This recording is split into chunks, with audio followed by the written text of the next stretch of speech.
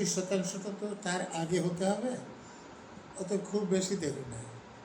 অতএব এটা সুপ্রিম কোর্টের রায় দিতেই হবে, না দিলে কন্টেম্প্ট অফ কোর্ট হবে, সাজা হবে। যে সরকারি টাকা দিয়ে মন্দির করছেন, যেটা করা যায় না আমাদের পরের টাকা দিয়ে, আর হুমায়ুন কবির নিজের টাকা দিয়ে বা লোকের কাছ থেকে টাকা তুলে করছেন, এতে আপনাদের আপত্তিটা কিসের সেটা আমি বুঝছি না।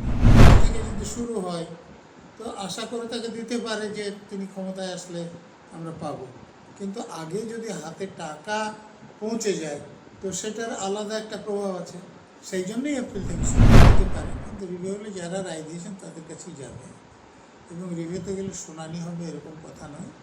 তারা নিজেরা যদি দেখে রিভিউটা 30 দিনের মধ্যে করতে হয়, এবং সঙ্গে সঙ্গে সেটা যদি খারিজ হয়ে যায় তাহলে আর কোনো পথ থাকে না। স্যার, একেবারেই যেমনটা দেখতে পাচ্ছি, মুখ্যমন্ত্রী মমতা বন্দ্যোপাধ্যায় তিনি একেবারে বেকার ভাতা অর্থাৎ নতুন যে প্রকল্প যুবসাথী, বাংলার যুবসাথী, সেই প্রকল্প দেওয়ার জন্য একেবারে তৎপর হয়ে উঠেছেন। 15ই আগস্ট বাজেট যে পেশ হয়েছিল বিধানসভায়, সেখানে বলা হয়েছিল 15ই আগস্ট থেকে দেওয়া হবে যুবসাথীর নতুন যে প্রকল্প। যারা মাধ্যমিক পাশ করে এখনও চাকরি পাননি তাদের প্রতি মাসে 1,500 টাকা করে দেওয়া হবে, এবং সেই প্রকল্প মুখ্যমন্ত্রী একেবারে সাংবাদিক সম্মেলন করে বললেন 15ই আগস্ট নয়, নতুন অর্থবর্ষ অর্থাৎ 1 এপ্রিল থেকেই দেওয়া হবে বেকার ভাতা।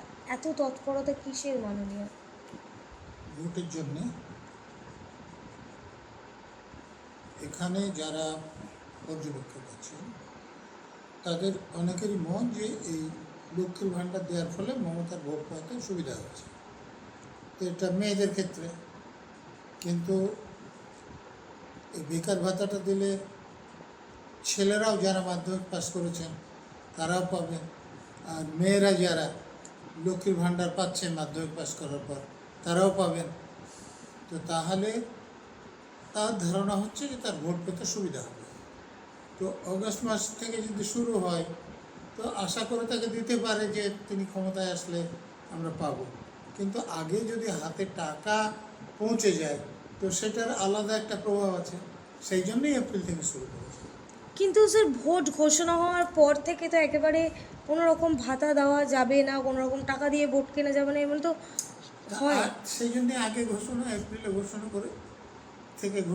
করে দিল।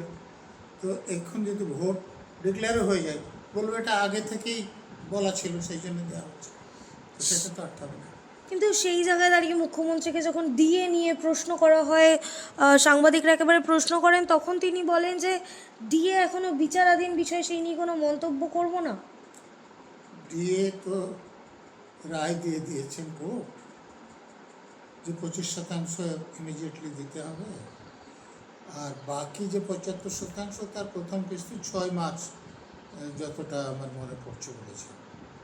তো 6 মার্চ যদি প্রথম কিস্তি 75% হয় তাহলে 25%টা তো তার আগে হতে হবে, অতএব খুব বেশি দেরি নাই। অতএব এটা সুপ্রিম কোর্টের রায় দিতেই হবে, না দিলে কন্টেম্প্ট অফ কোর্ট হবে, সাজা হবে যারা পদে আছেন। কিন্তু ডিএর ক্ষেত্রে তো শুনানি শেষ হয়ে গেছে যেমনটা আমরা দেখতে পাচ্ছি, তারপরেও মুখ্যমন্ত্রী বলছেন এটা কি বিচারাধীন বিষয়। তাহলে আইনজীবী মমতা বন্দ্যোপাধ্যায়ের সত্যটা কোথায়? না, একটা রায় হয়েছে, কিন্তু রায়ের পর সুপ্রিম কোর্ট একটা কমিটিও করে দিয়েছে যে কবে কত টাকা দেওয়া হবে সেটা নিয়ে। ফলে মমতা ব্যানার্জি প্রথম থেকে ডিএ দিতে চান না, তো তিনি সেই জন্য সেটা মামলা করেছেন, হাইকোর্টে গিয়েছেন, সুপ্রিম কোর্টে গিয়েছেন। এখন সুপ্রিম কোর্টের ওপর কোনো কোর্ট নাই, সেই জন্যে তারা কিছু করার নেই, দিতেই হবে। তারা তো রিভিউতেও যেতে পারেন, এমনটা তারা বিভিন্ন ক্ষেত্রে বলছেন। রিভিউতে যেতে পারে, কিন্তু রিভিউ হলে যারা রায় দিয়েছেন তাদের কাছেই যাবে, এবং রিভিউতে গেলে শুনানি হবে এরকম কথা নয়। তারা নিজেরা যদি দেখে রিভিউটা 30 দিনের মধ্যে করতে হয়, এবং সঙ্গে সঙ্গে সেটা যদি খারিজ হয়ে যায় তাহলে আর কোনো পথ থাকছে না। তিনি কিউরিটিভ পিটিশনও করতে পারেন, কিন্তু কিউরিটিভ পিটিশনও যে তার গ্রাহ্য হবে তার কোনো নিশ্চয়তা নাই, এবং যেহেতু ডেট দেওয়া আছে এই তারিখের মধ্যে দিতে হবে, অতএব সেটা যদি না করেন তো তাহলে কন্টেম্প্ট হবে। যদি ডিএ না দেয়? কন্টেম্প্ট হবে, কন্টেম্প্ট অফ কোর্ট যারা পদে আছেন তাদের সাজা হবে।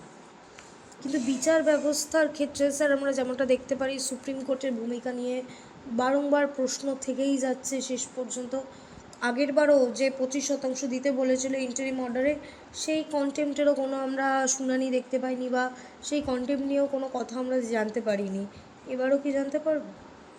এবার যেহেতু ফাইনাল অর্ডার এবং কন্ট্রাক্ট যাদের পক্ষে রায় আছে তারা যদি কন্ট্রাক্টে যান, তাহলে এবার আপনারা অবশ্যই শুনতে পারবেন এবং আমার ধারণা কন্ট্রাক্ট হবে। স্যার একেবারেই অন্য একটি প্রসঙ্গে যাব, বেলডাঙা অর্থাৎ হুমায়ুন কবির যে মঞ্চ থেকে দাঁড়িয়ে নিজের দল ঘোষণা করেছেন বাবরি মসজিদের শিলান্যাস, সেই বেলডাঙায় গতকাল একেবারে বাবরি মসজিদ যারা করবেন কর্মচারী তারা একেবারে এসছেন এবং বাবরি মসজিদ স্থাপন ইতিমধ্যেই শুরু হয়ে গেছে। হ্যাঁ, তো উনি একটা মসজিদ করছেন, আর উনি এখনও তৃণমূল থেকে এমএলএ হয়েছিলেন, সেই এমএলএ এখনও আছেন, দল থেকে যদিও ওকে বহিষ্কার করা হয়েছে।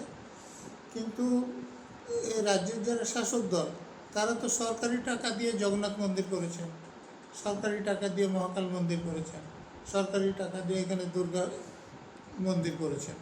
তো তাহলে সরকারি টাকা দিয়ে মন্দির করছেন, যেটা করা যায় না আমাদের পরের টাকা দিয়ে, আর হুমায়ুন কবির নিজের টাকা দিয়ে বা লোকের কাছ থেকে টাকা তুলে করছেন। এতে আপনাদের আপত্তিটা কিসের সেটা আমি বুঝছি না। স্যার নির্বাচনের আগে আবারও তো সেই ধর্ম নিয়ে খেলা বলা যেতে পারে। হ্যাঁ, তো ধর্ম নিয়ে তো খেলা হচ্ছে এবং এটা সেই ভোটের জন্য করা হচ্ছে, এটা ঠিক।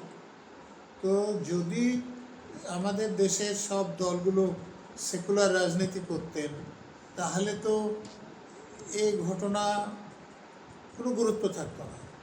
কিন্তু আপনি দেখুন, উনি তো কালকে দেখলাম যে ক্ষমা চেয়েছেন, আগে যে মমতা ব্যানার্জির কথায় হিন্দুদেরকে কেটে গঙ্গে ভাসি দেওয়ার কথা বলেছেন, তার জন্য ক্ষমা চেয়েছেন। তো এই যে কথা তাকে বলানো হয়েছিল, তো সেগুলো তো ধর্ম নিয়ে রাজনীতি করার জন্য। তো এই ধর্ম নিয়ে রাজনীতিটা হওয়া উচিত না, কিন্তু একদল করলে অন্য দলের দিকে চলে আসে সেটা। সেগুলোর দল যারা আছেন তারাও এর থেকে মুক্ত থাকতে পারছেন না। স্যার এই যে হুমায়ুন কবির ক্ষমা চেয়েছেন আমরা যেমনটা দেখতে পেলাম গতকাল, এটা কতটা কাম্য রাজনীতিতে? না, কেউ যদি অন্যায় করে ক্ষমা চাইতেই পারে। যাদের কাছে ক্ষমা চাইছেন তারা তাকে ক্ষমা করবেন কিনা সেটা তাদের ব্যাপার। স্যার আমি যদি একটা কাজ করেছি, সেটা যদি আমি মনে করি যে আমি অন্যায় করেছি, তো আমি ক্ষমা চাইতেই পারি।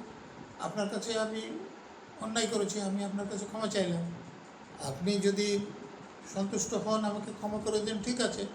যদি ক্ষমা নাই আপনি করতে পারেন তাহলে কিছু বলার নেই, কিন্তু তিনি ক্ষমা চেয়েছেন, এটা চাইতেই পারেন। স্যার একেবারেই শেষ প্রশ্ন, আমরা এই যে হুমায়ুন কবির কিংবা সেকুলার দল আপনি যেমনটা বললেন সিপিএম একেবারে বামপন্থী, এবং হুমায়ুন কবির যার জন্ম একেবারে বাবরি মসজিদের হাত ধরে, যার দলের জন্ম, যারা নিজেদের সেকুলার বলে তারাই আজকে হুমায়ুন কবিরের সাথে জোট বাঁধবে?